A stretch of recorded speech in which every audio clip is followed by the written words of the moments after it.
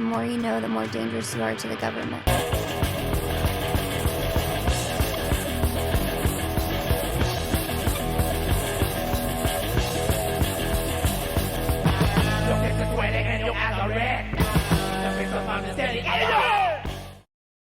For the past 29 years, one man has dedicated his life to watching movies with the single goal of separating the really strong from the just plain wrong.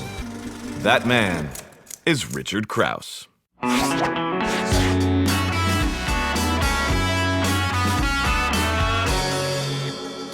Hey, welcome to This Week on Movies.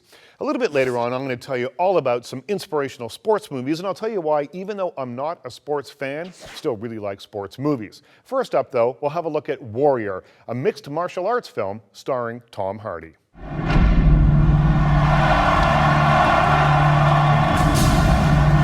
up, we all want to know the toughest kid in the neighborhood was, right? I want to know the toughest man on the planet is. That's what we're going to find out. Rocky, the classic Sylvester Stallone movie, set the template for all underdog sports movies to follow. So, how do you improve on that formula? Well, you add another Rocky, and that's exactly what Warrior has done. You get two Rockies for the price of one. My big brother, you bailed on me. I was a 16-year-old kid. What the hell did I know? In it, Tom Hardy and Joel Edgerton play brothers who are also mixed martial arts fighters, and of course, by the end of the movie, they end up beating the hell out of one another, but it's all the stuff that leads up to the big fight scene at the end, which is the stuff that I really liked. This is way more emotional than you would expect a movie about mixed martial arts to be. It also has far better performances. Tom Hardy and Nick Nolte as his dysfunctional father are both terrific in this, but it's Joel Edgerton, a really underrated actor who really shines here. This is good stuff, and not just for mixed martial arts fans. College of Knowledge. What classic film does Johnny Depp watch on television in the movie Ed Wood? White Zombie, starring Bela Lugosi, the biggest star to ever star in an Ed Wood Jr. movie.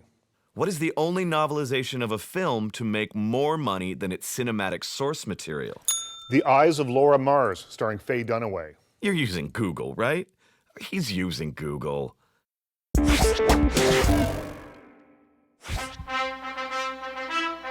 Who was the greatest? Who was the best of all time? If two athletes from different eras could actually compete against one another, who would come out on top? In one corner, the reigning champion Mason "The Line" Dixon.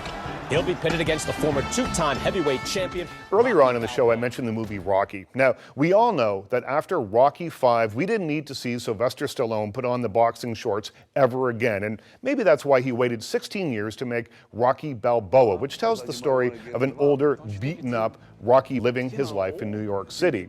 Now, this movie is about half an hour too long, probably. It takes way too long to get to the meat of the story, and there's a few too many speeches about having heart. But what it does have, and its great asset, is Sylvester Stallone as the lumbering character Rocky Balboa. It's over. It doesn't over, Joe. It's over. Where's that from? The 80s? It's probably in the 70s. No one's going to accuse Stallone of being a really versatile actor, but when he's in the Rocky zone, there's nobody better.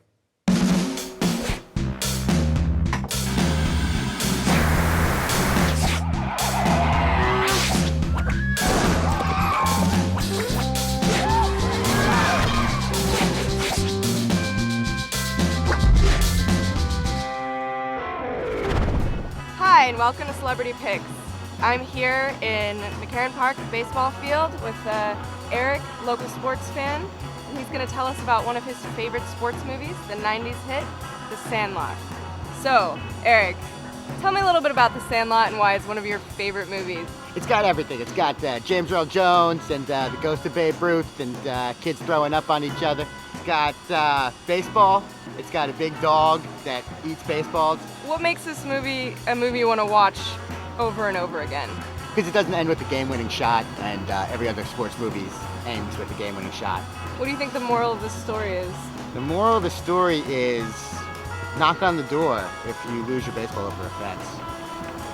All right, so Eric, thanks so much for coming on today. I really appreciate it. Thanks for having me. Let's go play some ball. Right on. Bye, guys.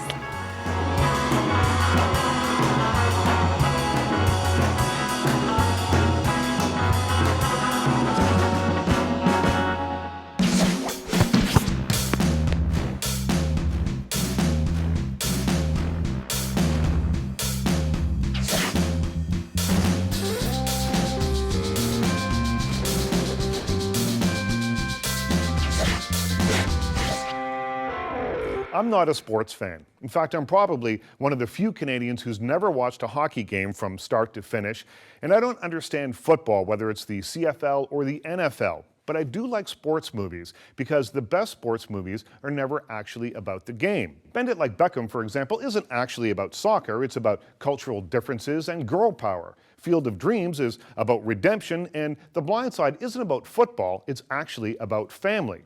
But what do they all have in common? Well, good stories and well told. And even though I wouldn't know a crossover dribble from a head deke, I do know a good story. And that's what I like about the best sports movies.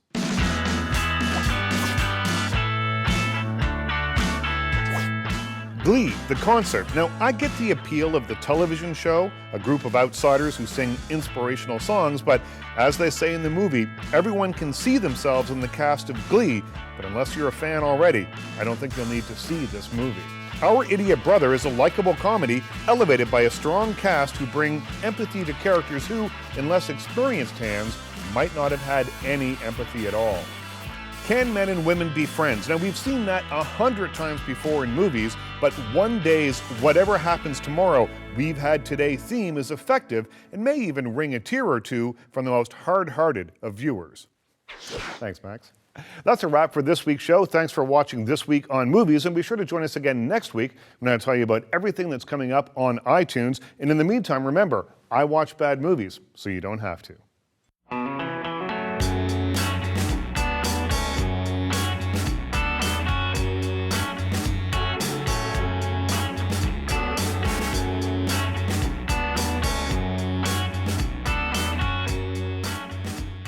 You have just watched This Week on Movies, starring Richard Crouse. Guests of This Week on Movies stay at friends' houses because there is no budget to put them up at a hotel.